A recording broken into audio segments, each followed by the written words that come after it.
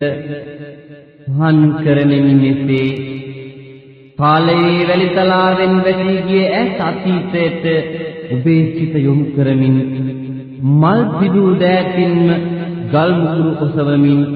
කසාවත lane සෙත් කළ එක්තරා පෞකාර මිනිසෙකුගේ ජීවන තොරතුරු මෙසේ කවියෙන් ගලා එන වගයි. ජේතවනී සම්බුදු හිමියන් වැඩ ඉන්නේ පසේ නදී කොසොල් නිරිඳු සට කරවන්නේ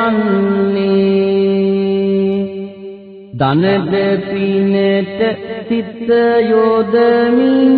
දිවි ගෙවමින්නේ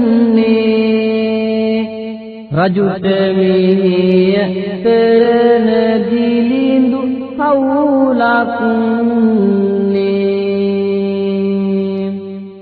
මැණික් කපා ඔප කරනට ඔපු හරි සූර දහම්මාගේ පිය ඔසවයි මොහොතක් නෑර දිලිඳු උනත් ජීවිතයකි එය පින්සාර දන්නවාද ඔබ ඔහුගේ නම මණිකාර මේ නිවසේ කල්ක පටන් දනක් පිදෙනවා බිරිඳගේ දෑතින් හැමදාම දන් සැකසෙනවා මණිකාරගේ නිවසින් සිල් සුවඳ හමනවා සාදු සාදු සම්බුදු සෞවෙත් මෙහි එනවා අපේ බුදුරජාණන් වහන්සේ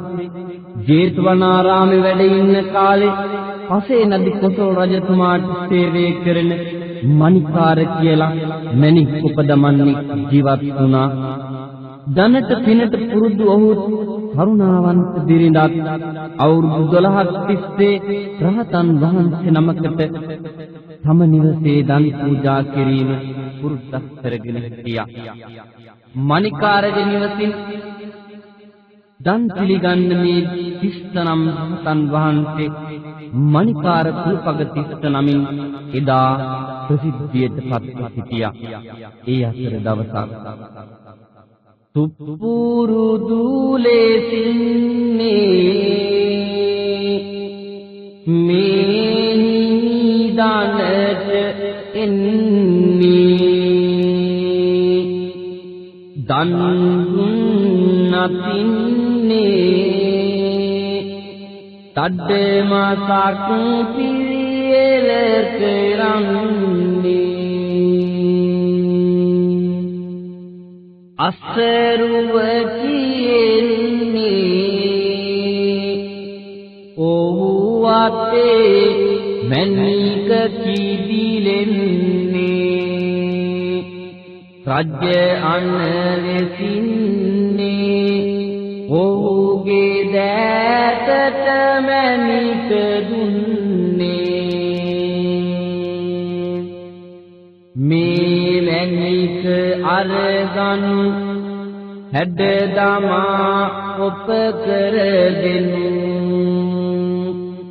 එය පමා නොකරනු රජ්‍ය අනයි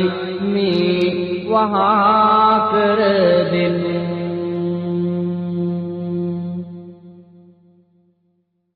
මත්ලේ වැගිරුණ අත දීගු කරලා මැණික ආරන්නෝ පසේකින් තියලා අත සෝදාගන්නට යයි සිතලා චිතුලට යයි තැන්නික් අන්තරලා අසරුවා යන්නේ මණිකාර කෙටවන්නේ